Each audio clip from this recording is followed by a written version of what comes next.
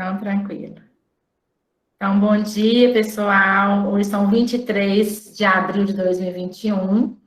Nós estamos aqui hoje com o professor Guilherme de Rezende, que é professor de obstetrícia da FASE, é membro do CNE de ultrassonografia e ginecologia e obstetrícia da FEBRASGO, também é membro do Comitê Científico de Ultrassonografia e Obstetrícia do CBR, e membro do Corpo Clínico da Clínica da Opção, que vai apresentar para a gente hoje sobre crescimento intrauterino restrito, diagnóstico e manejo. Como debatedor, nós temos o professor Henrique, nosso querido professor Henrique, que é professor titular do Departamento de Ginecologia e Obstetrícia da UFMG, e é o atual coordenador da residência médica em ginecologia e obstetrícia do Hospital das Clínicas da UFMG, e também é membro do Corpo Clínico da Clínica da Opção. É um prazer grande, viu, professor Guilherme, ter você com a gente hoje. Seja muito bem-vindo. Bom dia a todos, né? Obrigado, Mariana, pelas palavras. Eu me senti muito honrado pelo convite para estar com vocês aqui hoje, que é sempre bom a gente estar de volta à casa da gente, né? Na origem da gente. Eu agradeço o Departamento, então, de Ginecologia e Obstetrícia da Universidade Federal de Minas Gerais, em especial o professor Henrique, que me deu uma tarefa não muito fácil, que é falar sobre um tema que as próprias sociedades mundiais não têm um consenso único, né, de como fazer o diagnóstico, né, e conduzir esses casos de crescimento intrauterino. É um tema de extrema importância das 4 síndromes obstétricas, né, da diabetes, hipertensão, prematuridade e o crescimento intrauterino restrito. Um tema que mais impacta na mortalidade e na morbidade perinatal, né? Ou seja, um feto pequeno ele tem muito mais chance de morrer intraútero, apavorando as pacientes e os próprios obstetras, e nós, ultrassonografistas, e que ficamos com essa tarefa de conduzir e tentar abordar isso da melhor maneira possível, né? Bom, então eu vou, após uma breve introdução, eu vou tentar esclarecer o que a literatura fala hoje para a gente diferenciar CIUR de pequeno para idade gestacional. O pequeno para idade gestacional é um conceito bem antigo, né? Parece que ele foi introduzido lá na década de 70, em que eram os fetos, os recém-nascidos, utilizavam-se os peso ao nascimento, os recém-nascidos que nasciam com peso abaixo de 2,5 kg, né? E com o tempo ele foi se misturando e entrando para dentro da gestação, com o advir do ultrassom, lá na década de 80 para 90, em que a gente começou a medir, fazer as biometrias, foram feitas diversas tabelas em diversos locais do mundo, tabelas mundiais, com número de pacientes grandes até, e até hoje é outro problema também, qual tabela utilizar. Depois eu vou falar do que a gente tem de ferramenta de diagnóstico do CIUR, falar do CIUR tardio e precoce. Eu, quando fiz residência aí com vocês, a gente falava muito em CIUR simétrico e CIUR assimétrico, né? Tomava as condutas baseadas naqueles conceitos que não são mais utilizados atualmente. E, no final, tentar colocar para vocês o que teve um trabalho publicado recentemente, por sorte minha, da FIGO, né? Publicou um trabalho, meio que um consenso, uma orientação, o segmento e o parto, o que fazer com esses fetos. Então, a definição de CIUR é uma falha de um feto em exercer seu potencial de crescimento, tendo como causa um processo patológico, que o mais comum é a insuficiência placentária. Ele incide em 5 a 10% das gestações, e, como eu falei anteriormente, é a principal condição associada ao óbito fetal. Um feto abaixo do percentil 3 aumenta em 20 vezes o risco de óbito intrauterino. Um feto abaixo do percentil 10 aumenta em 10 vezes o risco de óbito intrauterino. E, clinicamente, como que a gente desconfia? Por uma queda nos percentis da biometria no transcurso da gestação. Além disso, né, além da questão do óbito intrauterino, que é fato e assustador, a gente tem as questões da morbidade neonatal imediata, né, tem a ver um pouco também com a prematuridade, e a morbidade neonatal de médio, perinatal de médio prazo, que seriam as sequelas neurológicas, né? Tem estudos recentes aí dos últimos 5 anos associando questões de vasodilatação de artéria cerebral com prognóstico neurológico pior nos primeiros 2 anos de vida desses indivíduos. E, além disso, a morbidade a longo prazo. Ou seja, esses indivíduos que sofrem o dano intrauterino, na vida adulta, ele tem predisposição a ter as grandes síndromes do adulto também, diabetes, hipertensão, doenças cardiovasculares e obesidade. Então, dentro desse contexto, esse trabalho publicado pelo Grupo de Barcelona, ele mostra a importância da medicina fetal, ou seja, o impacto que esse indivíduo é submetido pela insuficiência placentária, no caso, é justamente nesse momento, ou seja, na vida fetal, que a gente tem mais oportunidade para correção e tentar dirimir essa possibilidade de doenças futuras lá na frente. Ou seja, quanto mais velho o indivíduo, menor a condição da medicina em agir, né? Então, dentro desse contexto, a nossa responsabilidade ela é muito grande em fazer esse diagnóstico e conduzir esses fetos da melhor maneira possível. Bom, então o CIUR, o que a FIGO fala hoje? Conceitualmente seria um peso ou uma circunferência abdominal abaixo do percentil 10, mais anormalidades ao Doppler. Ou fetos muito pequenos, aqueles com peso ou a circunferência abdominal abaixo do percentil 3. Ou fetos que apresentam, porque tem um percentual de restrição de crescimento, que esses fetos têm um percentil de peso normal, entre o percentil 10 e 90. Mas eles não cumprem a capacidade de crescimento constitucional deles, ou seja, no terceiro trimestre a gente observa, em alguns casos, quedas de até 2/4 na curva, tanto do peso quanto da circunferência abdominal. E, o mais importante, a restrição de crescimento é um processo patológico, né? E o PIG, o pequeno para a idade gestacional? A FIGO fala que todo feto com peso estimado ao ultrassom abaixo do percentil 10, ou peso ao nascimento abaixo do percentil 10. E ela usa uma recomendação que é bem interessante, que em regiões de baixo recurso, a gente deve considerar como sinônimo o feto PIG e o CIUR.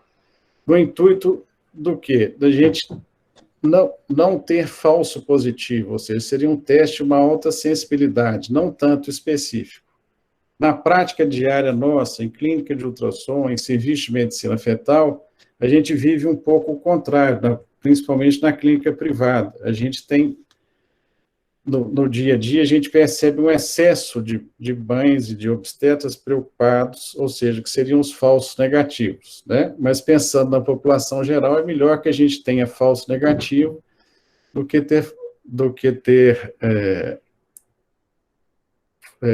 que deixar de diagnosticar esses fetos. Aí, esse aqui é um caso do meu dia a dia diário lá, que acontece muito, ó.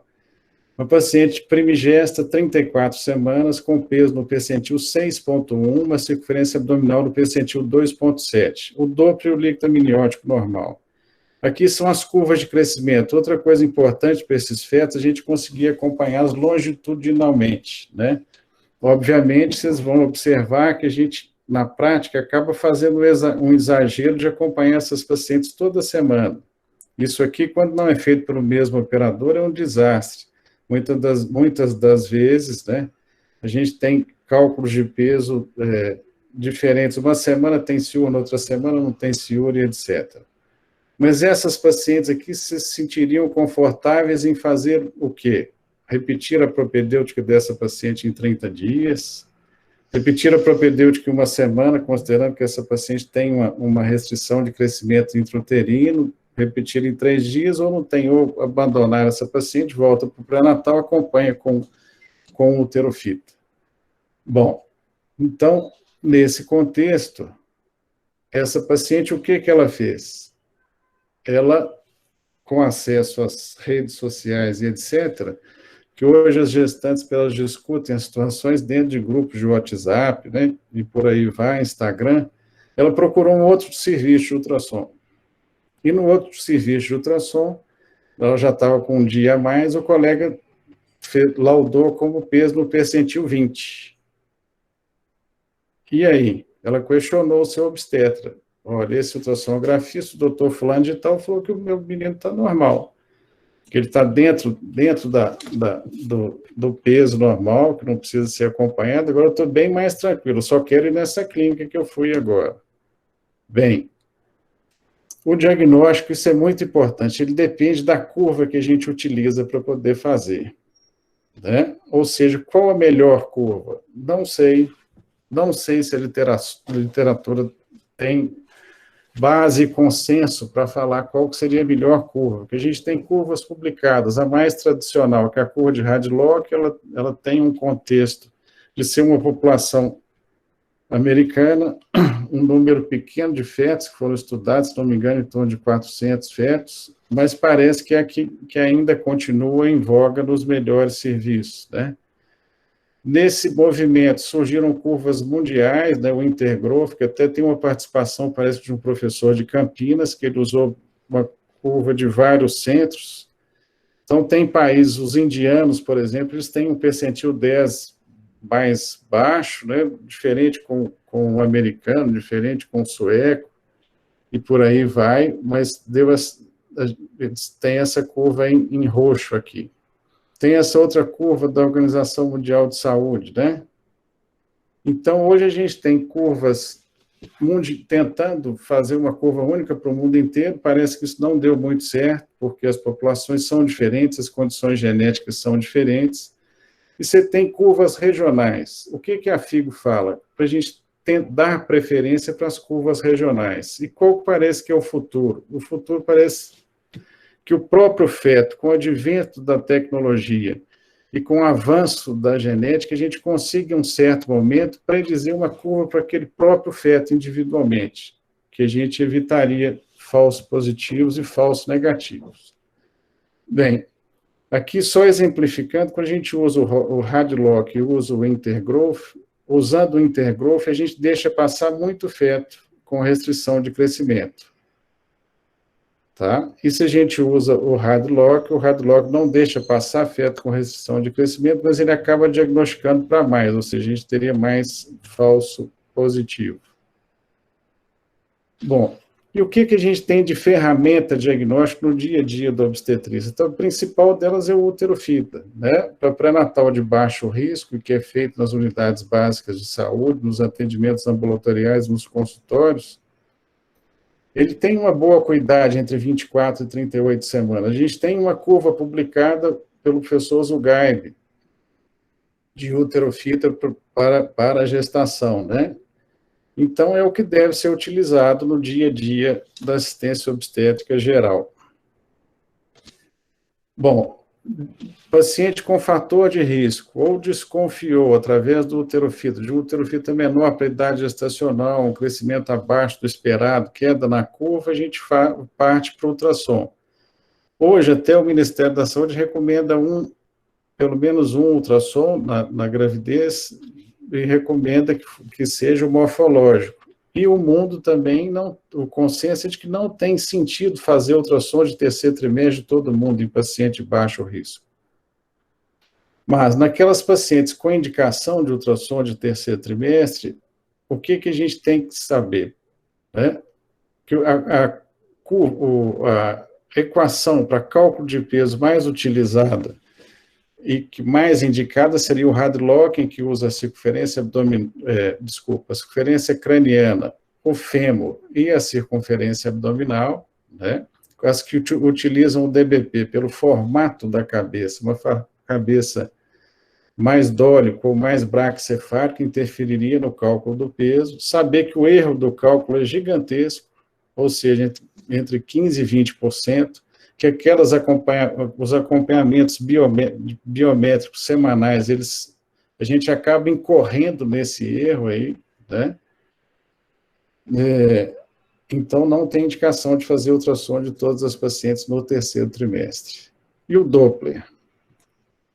Doppler de artéria uterina. O Doppler de artéria uterina, ele representa uma perfusão anormal no compartimento materno. É o Doppler mais específico para ciúme placentário. Se eu tenho uma artéria uterina alterada, eu tenho provavelmente uma doença placentária. Artéria umbilical. A artéria umbilical, eu lembro dos estudos do professor Cabral, do professor Henrique, do grupo da medicina fetal, né? E que em certo momento isso foi muito bem estudado. o que a gente tem? Que a artéria umbilical, quando ela vai aumentando o índice de pulsatilidade dela, ela representa a oclusão dos leitos de troca, né, de troca gasosa e troca de nutriente. Ou seja, um IP acima do percentil, que seria o índice de pulsatilidade acima do percentil 95, representa 30% de oclusão. O diástole zero e diástole reverso entre 60% e 70% de oclusão. Mas achados Doppler velocimétricos podem ser normais em estágios iniciais do CIUR, ou seja, a gente pode ter um CIUR placentário com achado de Doppler de artéria umbilical normal. Isso a gente vai ver muito no CIUR tardio, né, na classificação de CIUR tardio e precoce. E o Doppler de artéria umbilical alterado, não necessariamente ele é insuficiência placentária. A gente tem casos de doenças genéticas em que você não tem uma insuficiência placentária clássica, né, e que o Doppler de artéria umbilical pode estar alterado.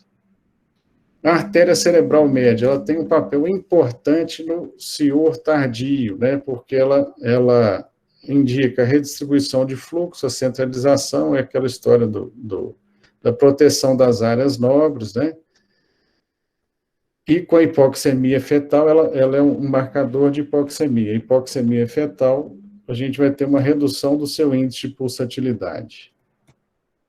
O ducto venoso seria uma outra ferramenta diagnóstica. Ele é utilizado geralmente nos casos de CIUR placentário precoce e tem uma alta associação com hipoxemia e acidose. Seriam aqueles fetos mais graves com alteração placentária mais evidente, ou seja, com diástole zero ou diástole reversa, e tem uma predição do risco de óbito em torno de 2 dias. Daí o ducto venoso alterado seria um aumento do índice de pulsatilidade ou onda A, zero ou reversa. Bom, então, basicamente, na sequência de alteração, o que a gente avalia nos fetos com CIUR, principalmente o CIUR precoce, cerebral, uterina e umbilical. O grupo do professor Gratacosa, o grupo de Barcelona, eles fazem muito o Doppler de istmo aórtico, né, que a gente não tem essa habituidade aqui, mas seria um parâmetro correlacionado um pouco, ele altera um pouco antes do ducto venoso no modelo de predição dos fetos com CIUR precoce. Bom, olha que caso interessante, tem mais ou menos uns 2 ou 3 meses que a gente passou. Eu tive esse caso lá no Dopson, na verdade não foi eu, uma colega que estava acompanhando, fazendo o exame, me chamou e me pediu para opinar. Era uma paciente que chegou lá com 30 semanas e 3 dias, o feto com peso no percentil menor do que 1, uma artéria umbilical no percentil 97, ela observava durante a insonação trechos com diástole zero. Tinha uma cerebral normal, uma relação cérebro-umbilical com percentil abaixo do 1, um ducto venoso normal, uma artéria uterina normal e um líquido amniótico normal. E essa paciente vinha com uma história que ela estava sendo acompanhada num serviço dentro de uma maternidade e que ela assustou quando a médica, especialista em gravidez de alto risco, indicou para ela o parto naquele dia. Prescreveu o corticoide que ela tinha indicação de interrupção da gravidez. Aí, ela chegou para a gente nessa situação. Qual que vocês achariam que seria a melhor conduta nesse momento? Interrupção da gestação após o corticoide, fazer a cesariana, repetir essa propedêutica em 1 semana, repetir a propedêutica em 3 dias, ou necessite mais informações, ou seja, vou buscar outros dados. Bom, nós optamos, eu falei com a médica, a colega do Dopson, falei assim, olha, não tem como, esse paciente, a gente precisa de quê? A gente precisa de um rastreio de infecção congênita, precisa tentar ver a curva de crescimento, o que a gente tem para trás, fazer uma avaliação morfológica detalhada, um estudo genético. Eu, a princípio, pedi a ela que não valorizasse essa diástole zero nesse feto de 30 semanas e 3 dias. Qual que foi a evolução? Aí criou-se meio que uma confusão, né? A paciente ficou perdida por opinião divergente e voltou à médica, etc. Eu tentei, junto com a médica lá da clínica, tentei justificar a nossa postura. E essa paciente, o que aconteceu? Na avaliação morfológica detalhada, o que a gente mostrou no exame lá? Os ossos eram muito curtos. Era um menino que ele estava todo, a biometria toda muito abaixo do percentil 1, né? E tinha uma alteração renal que não era uma coisa muito objetiva, mais subjetiva. Foi feito um rastreio de infecção congênita, que estava normal, e olhando a história, a gente foi ver a curva de crescimento, desde 18 semanas, ele começou a apresentar uma diminuição dos percentis dos parâmetros biométricos. E tinha uma história muito interessante, que tinha um anidrâmio no ultrassom morfológico. Nesse momento, a gente havia indicado um estudo genético, eu, na hora, pensei em displasia óssea, né? Hoje a gente tenta ver, tem um painel específico, né? Com 356 marcadores para displasia óssea, que não foi feito. E esse menino foi sendo acompanhado de 30 semanas até o nascimento, ele entrou em trabalho de parto, ou seja, rompeu a bolsa, entrou em trabalho de parto, semanalmente, tá? E o Doppler dela mantinha-se o mesmo. O menino nasceu com 34 semanas com 1,130 kg, aqui uma radiografia, tinha os membros superiores, os ossos mais curtos mesmo, foi entubado, e a notícia que eu tenho, já deve ter uns 80 dias de vida, que ainda está no CTI, está sem o tubo, e a avaliação genética está sob investigação, e chegaram ao ponto no pós-natal agora para fazer até um exomo, e não tem o diagnóstico ainda. Mas eu trouxe esse caso porque eu achei muito interessante que a gente, hoje, o que eu percebo com os médicos mais novos, né, e com alguns residentes, é que valoriza muito os protocolos. E essa médica, a paciente chegou para a gente já, olha, mas o segundo protocolo do professor Gratacós, da medicina fetal de Barcelona, diástole 0, com tantas semanas, seria indicação de interrupção, que é o estadiamento 2, né? Então, a gente não pode esquecer isso aí, eu devo muito ao tempo que eu passei na medicina fetal, da clínica fetal, né? Ou seja, da clínica obstétrica. Bom, então, para o diagnóstico é muito importante, uma história detalhada, determinação correta da idade gestacional, eu não havia mencionado antes, né? Ou seja, o ultrassom de primeiro trimestre, ele é muito importante para a avaliação do crescimento fetal. A morfologia fetal, a gente tem que correr atrás de marcador menor para doença cromossômica, vira e mexe, a gente pega no terceiro trimestre, desconfia de trissomia do 21, porque o padrão de crescimento começou a alterar, e ir em busca das infecções congênitas, né? O Doppler mais importante seria o de artéria umbilical a princípio, né? E, se possível, cerebral e uterinas. As sorologias, lembrar do Zika, né? Na nossa região específica, e malária nas regiões que a malária é endêmica, e hoje o arsenal que a gente tem de diagnóstico genético pré-natal. Um dado interessante para a prática, né? Paciente com ciúme precoce, grave, menor que o percentil 3, faz o Doppler de uterina. Se o Doppler de uterina está normal, essa paciente, ela cai fora daquele ciúme clássico da insuficiência placentária, que seria o ciúme mais comum. Bom, e o senhor precoce tardio?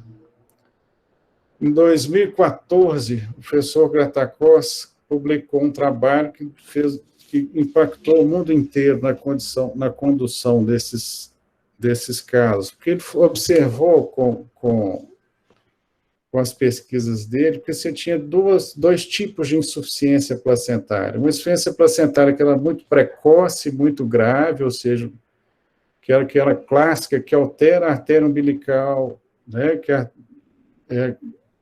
ela acontece geralmente antes de 32 semanas, você vai ter aumento de IP de umbilical, aumento de diástole 0, diástole reversa, o dano do feto, o feto ele suporta um pouco mais, ele faz aquele mecanismo todo do Doppler, da centralização de fluxo, até chegar a um ponto do ducto venoso alterar, até ele acutizar, alterar cardiotocografia computadorizada e etc., e vira o óbito. Ou seja, esse menino, se não fizer nada, um percentual deles vai obtuar intraútero, né? E o senhor tardio seria uma insuficiência placentária mais subliminar, mais leve, que ela não se manifesta antes de 32 semanas. Geralmente ela vai se manifestar após esse período, e o diagnóstico ele é um pouco mais difícil e se confunde muito com o pequeno para a idade gestacional, ou seja, o PIG constitucional. Então, nos critérios de diagnóstico de CIUR precoce e tardio, o precoce seriam abaixo de 32 semanas, se o peso ou o CA estiver abaixo do percentil 3, já entra, né?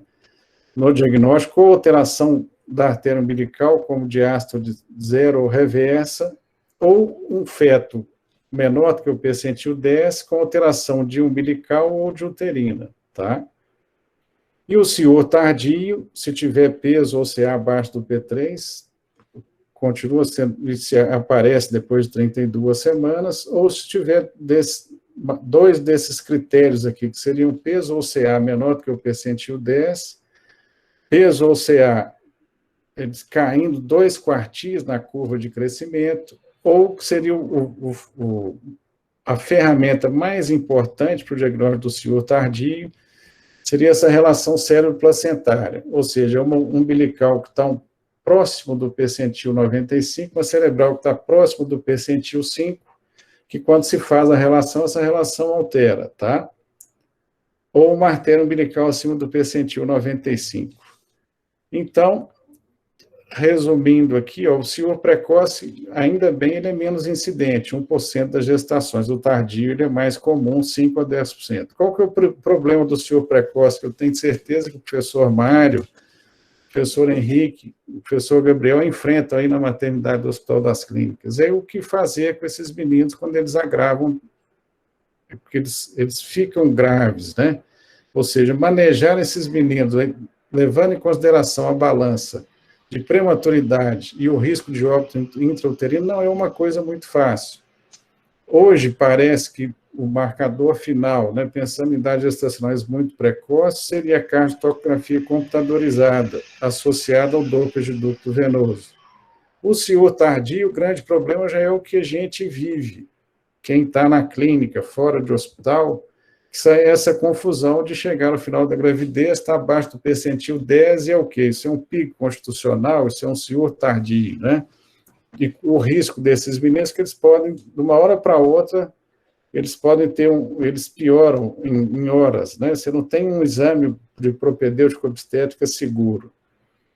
Então, isso aqui eu já falei, lembrar da associação com pré-eclâmpsia, como uma doença placentária muito importante, o senhor precoce, ele associa-se 60% à pré-eclâmpsia. Já o senhor tardio tem uma associação mais baixa, né? O mecanismo de adaptação dos dois fetos ele é um pouco diferente também, né? Por isso que a sequência do Doppler do senhor precoce para o tardio é diferente. O feto do senhor precoce ele adapta o sistema cardiovascular, do senhor tardio, geralmente o fenômeno é a centralização de fluxo. Em 25% dos casos, você tem alteração de artéria cerebral média. E a tolerância à hipóxia, o precoce, ele tolera bem, o tardio, ele tolera mal. Daí o óbito acontecer em poucas horas, né? E o impacto clínico do precoce tem alta mortalidade e morbidade, e o tardio, ele tem sequelas ruins a longo prazo. E tem trabalhos, como eu falei anteriormente, correlacionando a alteração de artéria cerebral média com alteração no desenvolvimento neurológico dessas crianças até 2 anos de idade, tá? E ele afeta uma proporção muito maior de fetos, né, do que o precoce. Então, o segmento, né? O segmento, obviamente, vai depender do diagnóstico etiológico. É diferente um feto como esse que eu mostrei no segundo caso, que ele provavelmente tem uma doença genética que não foi confirmada ainda. Ou um feto com uma doença, com uma infecção congênita, tem uma conduta, né? Não tem como você ficar aplicando o protocolo de Grata-Cos num feto desses. E o senhor por insuficiência placentária, que é o mais comum, que o objetivo do segmento desses fetos é avaliar a vitalidade e definir o momento do parto. O que a gente tem também de ferramenta é isso que a gente já falou um pouco, lembrando da avaliação da vitalidade aguda, do perfil da cardiotocografia antiparto usual e da cardiotocografia computadorizada. Bom, o que é fato na literatura também? Dietas e os suplementos nutricionais para prevenção e tratamento do senhor não são efetivas, não são recomendadas. Eu viro e mexo, eu pego em consultório pacientes que chegam, com feto pequeno, que chegam com prescrições de nutricionistas especializadas em gravidez de diversos suplementos, né? Bom, e atualmente tem vários medicamentos sendo pesquisados para tentar tratar o ciúme intraútero, mas até então nada comprovado, tudo em protocolo de pesquisa, né? Óxido nítrico, sildenafil e etc. Então, ainda no segmento, o desafio do senhor precoce é a prematuridade e o risco de óbito, né? Lembrando que esses meninos muito prematuros, abaixo de 28 semanas, a cada dia que eles ficam dentro do útero, eles têm um aumento da chance de sobrevida de 2%, né? Ou seja, o limiar para o parto é inversamente relacionado à idade gestacional. E o tardio, o problema dele é não ter diagnóstico. Ele passar desapercebido sem diagnóstico, ele encara um trabalho de parto mais prolongado, ele lesiona e fica com a sequela a longo prazo, né? Esse aqui é um slide clássico até eu tirei de um artigo da Fêmina, mas é o slide clássico do professor Gratacos, da evolução da sequência de alteração de Doppler no senhor precoce. Então, começa lá com a artéria, no início da doença placentária, altera a artéria uterina, e tem a questão das ondas de invasão trofoblástica, etc., e altera a relação cérebro-placentária, que é a primeira que altera para evidenciar insuficiência placentária, depois aumenta o IP da umbilical, aí altera a cerebral, para depois, ao mesmo tempo, quando a gente já tem a hipóxia estabelecida, você vai ter diástole zero ou diástole reverso de umbilical, aí o pessoal de Barcelona faz muito esse istmo aórtico. Quando esse feto está avançando para a acidose, o ducto venoso está lá acima do percentil 95, e o ducto venoso primeiro altera o IP, depois ele faz a onda reversa, a onda A reversa, e altera a cartografia, o perfil, desaceleração em cartografia até chegar ao óbito, né? Essa questão do início da alteração do ducto venoso até o óbito é no máximo em uma semana, geralmente esse processo ele acontece, é a janela que tem para poder tentar ajudar esses fetos muito prematuros. Aqui a alteração das artérias, né, uma demonstração gráfica da alteração da própria artéria umbilical, quando ela vai perdendo, vai aumentando a resistência no transcorrer dos processos, a artéria cerebral média dilatando, né, e o Doppler do istmo aórtico. E aqui a sequência clássica para o senhor tardio, né, o senhor tardio, então, uma redução da reserva placentária. O que eu posso ter no senhor tardio? É comum, uma outra questão que a gente vê na prática, paciente que vem com Doppler de artéria uterina normal, lá no primeiro trimestre, lá na época do ultrassom morfológico, e a gente chega no terceiro trimestre, um feto pequeno, às vezes abaixo do percentil 10, e a única alteração seria um Doppler de artéria uterina. Então, é um marcador bem importante e específico para a insuficiência placentária, tá? E o primeiro sinal seria a relação cérebro-umbilical alterar. Posteriormente, a gente pode ter uma queda, uma deterioração aguda desse feto. Ou seja, em horas, esse feto pode descompensar e vir ao óbito, tá? Mas o grande exame, o grande sinal, marcador de ciúme tardio é a relação cérebro-placentária. E o que mais? O corticoide, tanto a COG, né, a Sociedade de Medicina Materno-Fetal, quanto a ISOOG indicam o corticoide até 34 semanas, sendo que a COG entre 34 e 36, se risco de parto nos próximos 7 dias, se não tiver recebido uma dose prévia. E o sulfato de magnésio para neuroproteção fetal abaixo de 32 semanas. Bom, aí, rapidamente, eu vou falar o protocolo que tá publicado nesse consenso da FIGO desse mês, que são 5 situações. Isso aqui para ajudar a nos nortear na nossa prática clínica. A primeira situação são os fetos considerados pequenos para a idade gestacional abaixo do percentil 10, o óbito com líquido normal e o Doppler normal. O risco de óbito baixo, o que a gente deve fazer? Doppler de artéria umbilical e cerebral a cada 1 ou 2 semanas, a biometria a cada 2 semanas, e pensar no parto entre 37 e 39 semanas, preferencialmente a indução. Quem resolver passar de 37, aí é interessante fazer perfil e cardiotocografia 1 a 2 vezes por semana. Outro quadro, um senhor com peso menor do que o percentil 3, com líquido e Doppler normal. O risco de óbito intraútero é baixo também, né? O acompanhamento é similar ao acompanhamento do pequeno para a idade gestacional. Só o parto que ele é feito em uma idade, ele é sugerido numa idade gestacional mais precoce, entre 36 e 38 semanas, e a via de parto, a indução. Terceiro modelo seria um senhor com artéria umbilical com IP acima do percentil 95, ou alteração de cerebral, ou alteração de razão cérebro-placentária, ou alteração de uterina, associada a oligohidrâmio, queda no percentil, suspeita de pré-eclâmpsia. Ou seja, aqui o senhor precoce, né? Risco de óbito continua baixo, mas a gente já passa a considerar uma internação para monitoração, dependendo da disponibilidade de propedêutica para essa paciente, né? Considerar o corticoide, perfil e cardio de 1 a 2 vezes por semana, e incluir o ducto venoso para esses fetos com senhor precoce, tá? 1 a 2 vezes por semana. E a biometria, sempre fazer a cada 2 semanas por causa da confusão, do erro da própria avaliação. E o momento e o tipo de parto, entre 34 e 37 semanas. Aqui eles já ponderam que pode ser indução ou cesariana, né? A critério de quem estiver assistindo.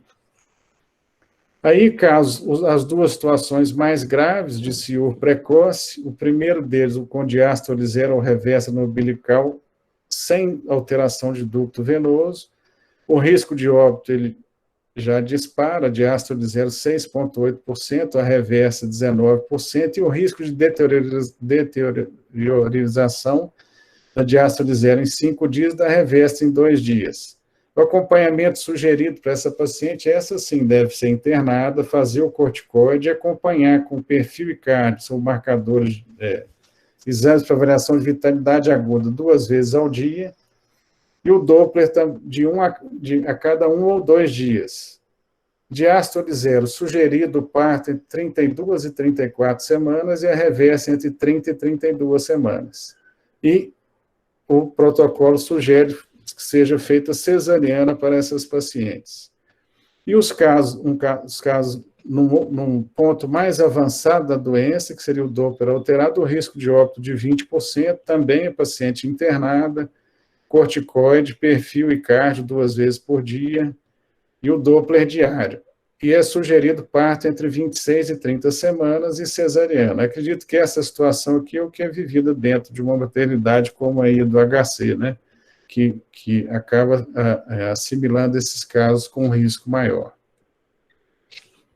E aqui, algo que não foi falado, esse é do mesmo trabalho da FIGO, que são as situações que devem ser feito parto independente da idade gestacional. Quais são essas situações? Pré-eclâmpsia grave, o feto apresentando desacelerações de frequência cardíaca repetidas na cardio, traçado sinusoidal, ou ausência de variabilidade na cardiotocografia computadorizada, né? Que seria aquele short term variation abaixo de 2,6, ou um perfil biofísico menor do que 4 em 10, tá? Casos abaixo de 26 semanas, é discutir e individualizar, o prognóstico é muito ruim. Casos após 26 semanas, que aí segue o protocolo que eu falei para vocês anteriormente, né?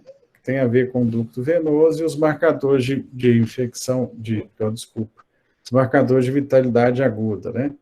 Aí com 30 semanas já entra também aquele com umbilical com diástole zero ou reversa, né? Você vê que eles utilizam bem a cardiotocografia computadorizada como parâmetro. E, para finalizar, algumas considerações que são de evidência forte, né? Que o PIG, então, é definido como um feto com peso estimado ou ao nascimento abaixo do P10 em regiões com poucos recursos, como a nossa, essa classificação também pode ser usada para restrição de crescimento. Lembrar que as tabelas para avaliação do crescimento locais ou regionais, e que é preferencialmente, né? E que usam peso estimado ao ultrassom também são preferíveis. Não usar como Lubitschenko seria o peso ao nascimento. As indicações absolutas de parto, né? E aí tem a ver com a pré-eclâmpsia grave, que é associada ao ciúme precoce, alterações da cartografia, do perfil, e que a restrição de crescimento isoladamente não é indicação de cesariana. Então, era isso, gente. E eu agradeço mais uma vez a oportunidade de estar junto com vocês nessa manhã aqui. Muito obrigada a você, viu, professor Guilherme, pela aula, né? Assim, é tão esclarecedora mesmo, e como você falou, é tema que, quando a gente vai para o individual, ele é tão desafiador e merece que a gente avalie o paciente de uma forma bem individualizada mesmo. O professor Henrique vai fazer as considerações dele e depois a gente abre para perguntas. A professora Ana Luísa já até levantou a mão aqui. Isso. Obrigado, Mário. Parabéns, Guilherme. A gente já sabia dessa questão da sua apresentação, né, por ser da pessoa que está nessa lida no dia a dia, quer dizer, já tem muitos anos que está nessa questão dessa experiência. Eu acho que assim, muito pouco daquilo do que se tem para acrescentar daquilo. Eu acho que assim, uma das coisas extremamente importantes daquilo do que se tem é que a gente saiba o conhecimento, tenha o conhecimento daquilo, do qual que é o quadro daquela criança que tem a restrição de crescimento uterino. Porque muitos dos problemas do que se tem, dessas condutas que são tomadas de forma equivocada, elas são exatamente nisso do que você acabou de colocar, né? Eles me ligaram essa noite do Hospital das Clínicas muito nessa dúvida, que é exatamente essa situação do que você coloca. É um quadro de um feto com uma restrição de crescimento uterino, é um quadro de um feto com várias malformações cardíacas, outras anomalias estruturais, e que tem tudo para poder ter uma doença cromossômica ou genética nessa criança.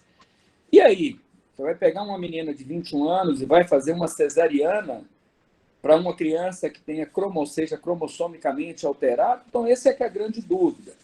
E aí, da importância do que se tem do pré-natal, da condução do pré-natal, de se discutir. Então, o clínico que está fazendo aquela assistência, se ele identifica aquilo ali como um fator de risco, que ele pegue o telefone, que ele tenha a humildade de ligar para o ultrassonografista, passar informações muito grandes. Eu lembro que a doutora Lucy Kerr, que continua tendo curso de ultrassom e residência de ultrassom, ela fala assim, olha, o ultrassonografista tem que ter uma consulta com a paciente antes, conversar antes, entender, né, o ultrassom da professora. Lucy é 1 hora.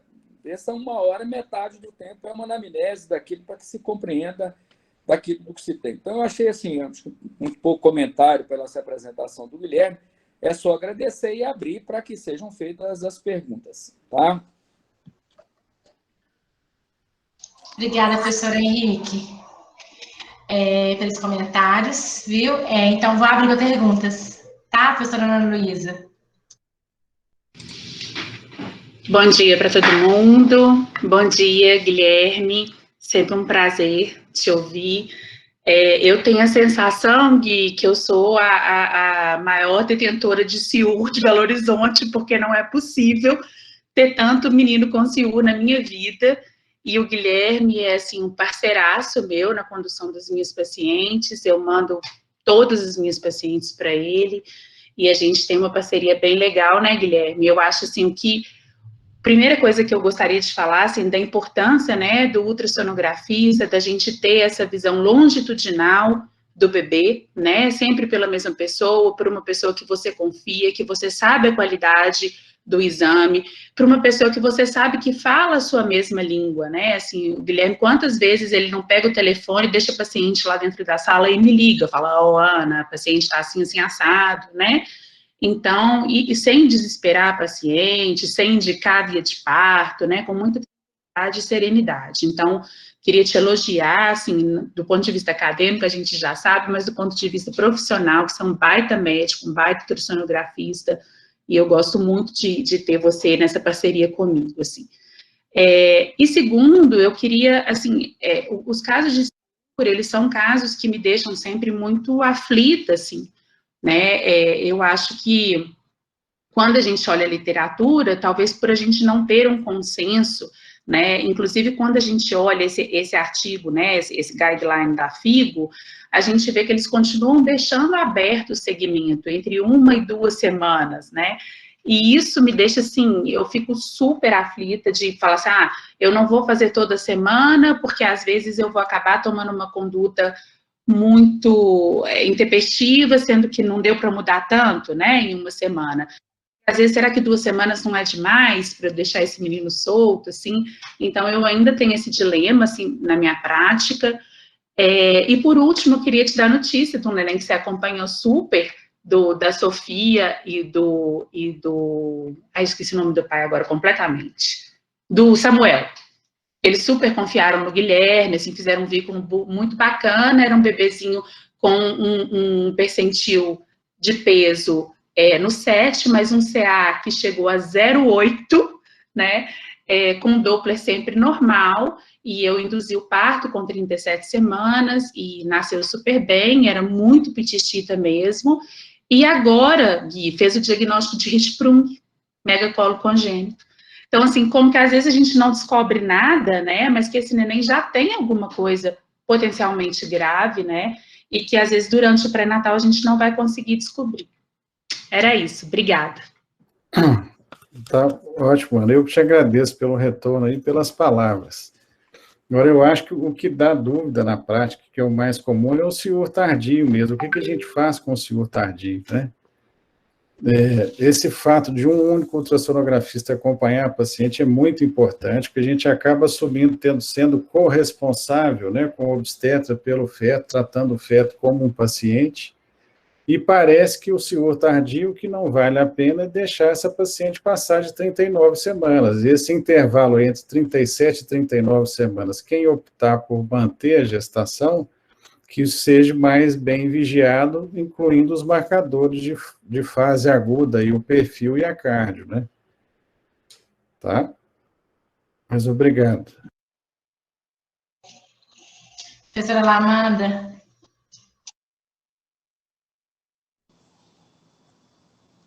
Bom dia novamente para todo mundo. Inicialmente, eu queria dizer para todos vocês da admiração e, assim, especialmente do orgulho que eu tenho por você, Guilherme, porque você se transformou, você passou pela minha mão e eu acho que isso é, para mim, um motivo maior de orgulho, né?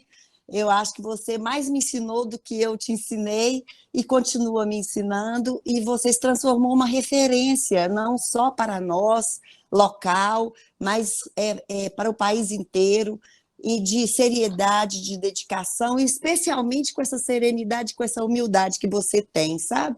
Então, primeiro, queria te expressar essa minha admiração e principalmente esse orgulho por você ter ocupado esse espaço, né? E passou por mim. Passa por mim um filme nessa hora dessa apresentação, em que remonta a minha tese de mestrado lá em 1988, e o Henrique está aí, que foi meu companheiro e tem sido durante esses 30 e tantos anos, né, Henrique?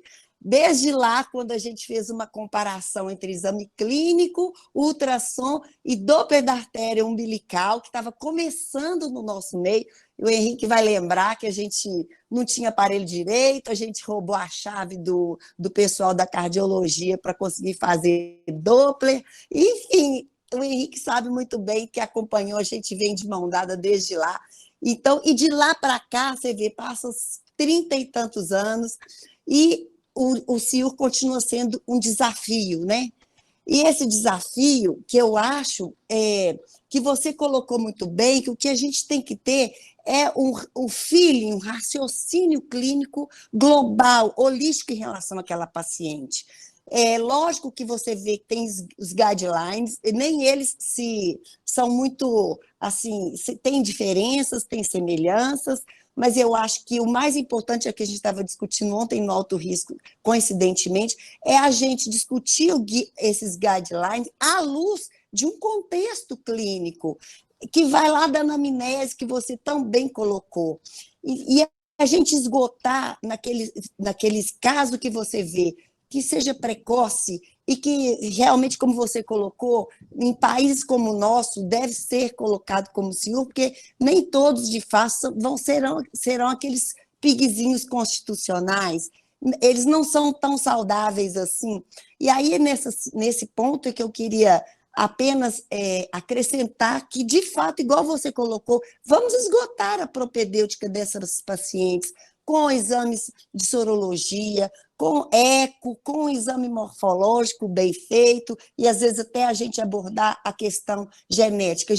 A gente já passou por isso, e eu acho que a gente vai adquirindo a experiência por isso, pelos erros e acertos, mas nunca abandonar aquele caso e, de preferência, ver o resultado. A gente vê, por exemplo, eu já tive trissomia do 18, que só apresentavam um PIG constitucional, que na verdade seria um constitucional, mas aquele senhor precoce, sem alteração dos outros exames, não tinha doença placentária, e foi indo até nascer, era uma trissomia do 18. Então, é muito importante que, de fato, naqueles casos em que há uma dúvida, agora senhor precoce, mas sem alteração de placentária ou outras alterações, vamos esgotar a propedêutica nesses casos, né? Com eco, com exame morfológico bem cuidadoso, com uma boa anamnese, com uma avaliação fenotípica dos pais, né? Que a gente vê, às vezes, aquele pai, aquela mãe, aquele fenótipo da família, tudo muito pequenininho, né? E esgotar tudo. Eu acho que, na verdade, é isso que vai compor o que é, de fato, aquele médico verdadeiro, que é um investigador e que procura o melhor para aquela paciente, né?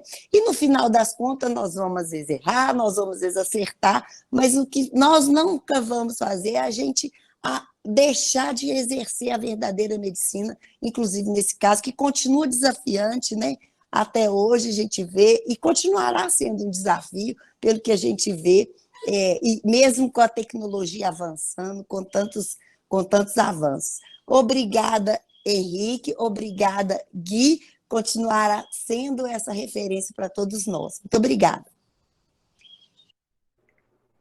Obrigado, Lavanda, pelas palavras. Você não sabe como você foi importante para mim na minha formação, você e o professor Henrique, que eu tenho como pai e mãe profissionais, tá? Muito obrigado. Professor Mário. Bom dia a todos, bom dia, Guilhermão. Realmente sua apresentação sensacional, como sempre, né? Porque é muito bom a gente ver alguém que tem experiência prática dando aula, né? A gente vê muitas vezes em congresso alguém que está falando só da teoria, mas que não tem a vivência do dia a dia. E você é uma pessoa que eu sei, conheço e também encaminho paciente, que tem uma vivência excelente do dia a dia, que sabe conduzir muito bem esses casos.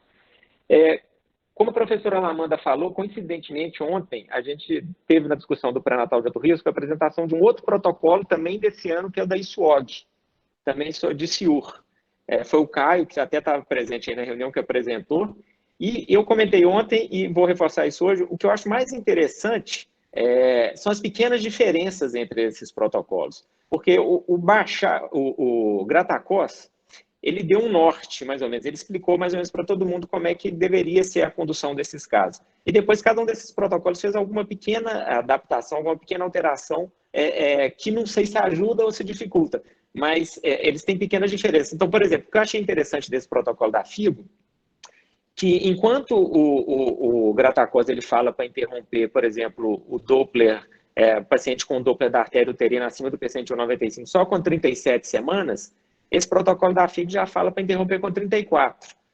Alteração do CPR, alteração do Doppler de alteração de cerebral média, tudo eles falam para interromper a partir de 34, enquanto pelo nosso protocolo que a gente segue, o do Gratacos, a gente interrompe com 37.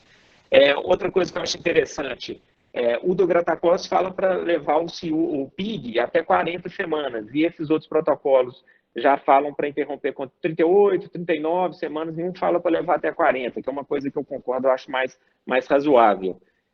Então, eu queria ver a sua opinião nesses casos leves. O que você acha? Por exemplo, um CPR alterado, normalmente você leva até 37 semanas, ou você está mais querendo seguir esse protocolo da FIG e interromper mais precocemente? O que você acha a respeito disso? Bom dia, Mário. Eu acho o seguinte, eu tendo a levar mais até 37 semanas com acompanhamento mais de perto. Eu tenho, pelo menos esse protocolo da FIG, ele é recente, né? A gente tem, acho que foi publicado, não tem nem um mês. Mas o que a gente vinha fazendo até então é levar até 37 semanas, mas dando muita atenção a esse feto. O que a professora Lavanda falou, que é muito importante, a gente está precisando de médico que cuida do paciente, né? Ou seja, precisa de um médico que assuma aquele feto, acompanhe ele e assuma a responsabilidade junto com o obstetra do que fazer, mas eu tenderia a levar a 37, tá? Eu concordo com você, eu acho que a gente tem que extrair o melhor de cada um desses protocolos e fazer um acompanhamento individualizado, né? O protocolo é aquela história, ele é um trilho, é uma trilha e não um trilho, né? Ele guia o caminho, mas você não precisa de ficar preso, restrito a ele. Você vai individualizando de acordo com o que você está sentindo do caso, de acordo com a sua conversa, de acordo com as outras condições. Bom, mas de qualquer forma, muito obrigado, Guilhermão. Um abraço para você. Joia, professor Augusto. Para você, cara, tudo bom? Eu, na verdade, não trabalho muito, que eu também não estudo. Realmente, a participação que eu tenho no acompanhamento desse caso aí é de protocolo, até mesmo quem faz esse controle para mim no consultório é você, né? Então, só queria esse momento aqui para te elogiar, reforçar o que o Mário falou. Eu acho muito bonito, não tem outro termo melhor, quando a gente assiste a aula de alguém que realmente tem uma experiência clínica igual a sua, um cara que estuda bem, tem uma experiência ímpar aqui no nosso meio. E também te agradecer por você ter sido a pessoa tão importante na minha vida profissional, tá? Um elogio e um agradecimento. Mas parabéns, obrigado, viu, cara?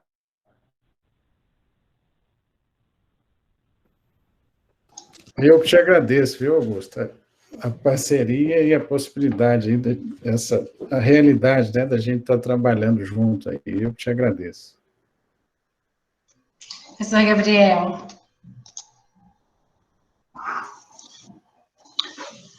Bem, bom dia a todos, né? Guilherme, uma satisfação tê-lo de volta no departamento aí na nossa reunião clínica, né? Eu acho que é chover no molhado sobre, né, o quão querido, né, e o quão importante você é, né, para os nossos grupos de obstetrícia, que a gente trabalha com você e tudo mais. Então, isso é chover no molhado, né, Guilherme? Mas sempre uma satisfação ver você assistir uma aula sua, uma grande satisfação, né? Ter seu apoio também, que a gente se apoia muito nos casos. Então, isso é uma coisa que é muito importante para todos. Você vê a sua importância aqui dentro do grupo. E, Guilherme, é importante quando a gente discute SIUR o quão diversas são as causas, né? E também o quão diversos são as combinações de situações, né? E não é à toa que você tem protocolos com peculiaridades diferentes, com um ponto de vista diferente, porque você simplesmente pontua, vamos dizer assim, o que você acha que é mais importante em determinados casos, né? Uma avaliação de risco que não é fácil nesses fetos, né? Especialmente nos fetos que são borderlines, naqueles que são muito graves e naqueles que são tranquilos, ninguém tem muita dúvida, né? A questão é aquele grupo do meio, né? E realmente, assim, é importante ter aquele conhecimento de causa, né? Você colocou muito bem em um dos seus casos, que muitas vezes a gente está diante de um SIUR, que é um SIUR importante, e a hora que você vai avaliar aquele feto com mais cuidado, na verdade, não é, né, uma doença placentária. É uma doença relacionada a uma doença genética ou uma infecção congênita. Isso não é tão incomum, né? Tanto que a gente sempre, historicamente, no serviço, a gente sempre destacou, assim, algumas alterações de Doppler que ocorrem num feto que não faz muito sentido, né? Ou seja, assim, um SIUR muito importante, muito vamos dizer assim, um ciúme precoce, assim, com um percentil bem baixo, e uma criança, que a hora que você vai ver o Doppler está normal, chama atenção, né, Guilherme? Ou aquilo ali está numa fase inicial que a gente não espera, mas frequentemente é uma doença genética, uma doença infecciosa. E às vezes essas pessoas não enxergam porque, como você disse, a gente às vezes olha muito assim, vamos ver o protocolo do Gratacos, vamos ver a ISOG, vamos ver, mas esquece da fisiopatologia do ciúme, que não é fácil, né, tem avançado muito nos últimos anos, né, e a sua aula, assim, parece fácil, né, a hora que você vê a sua aula, assim, você vai falar assim, não, uma coisa simples, né, objetiva, mas não é. A construção desse conhecimento que você apresentou nessa aula aí não é para qualquer um, não, tá? Então, te parabenizo mais uma vez pela brilhante aula, e realmente ela é esclarecedora, tá? E obrigado, como sempre, pela parceria, né? E pela amizade também, né, Guilherme? Que é de longa data também, felizmente. Pois é, Gabriel. É um prazer, né, tá ouvindo as suas palavras aí, a gente está junto, viu? Nos nossos projetos lá, nós estamos juntos, né? Tá, obrigado. E o que eu acho, no fim da história, é que tem que tratar o feto como um paciente, né, gente? E você tem que ter um raciocínio clínico sobre esse feto. Esse é que é o fato, né? Existe o fetólogo justamente para isso. Exatamente, Guilherme. Tem alguém que tem mais alguma pergunta, que quer se posicionar? Professor Henrique, professor Guilherme? Não, acho que essa é a posição, Mari, é mais poder agradecer, né, o Guilherme, né, não cabe a mim, já fui chamado até de pai dele, né, então não cabe a mim tecer nenhum tipo de elogio, mas é assim, dessa questão da participação dele, da importância do que foi chamada a atenção, né, e de servir de exemplo para os mais novos, que é isso, falar aquilo que faz, né, continuar trabalhando, continuar dedicando.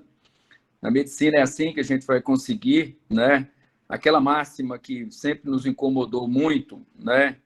Quem sabe, faz, quem não sabe... Como é que é a coisa, Augusto? Quem sabe, faz, quem não sabe, ensina, né?